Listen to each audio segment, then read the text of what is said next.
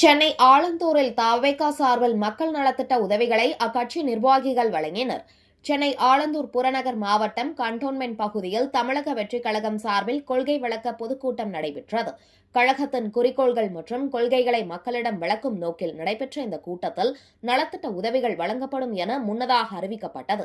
இதனால் பெண்கள், குழந்தைகள் உட்பட 500க்கும் மேற்பட்டோர் மாலை 6 மணிக்கே கூடினர். 2 மணி நேரத்தில் நிகழ்ச்சி முடியும் என கூறப்பட்ட நிலையில் நிவாரணப் பொருட்கள் இரவு 9:30 மணி அளவில்தான் வழங்கப்பட்டன. அப்பொழுது பொதுமக்கள் வரிசைப்படுத்தப்படாமல் ஒரே நேரத்தில் அழைக்கப்பட்டதால் தள்ளுமுள்ளு ஏற்பட்டது. தவேகா நிர்வாகி ஈசிஆர் சரவணனுடன் வாக்குவாதம் ஏற்பட்டது. பின்னர் போலீசார் தலையிட்டு நிலைமை கட்டுக்குள் கொண்டு வந்ததை அடுத்து பொதுமக்கள் நிவாரணப் பொருட்களை பெற்று சென்றனர்.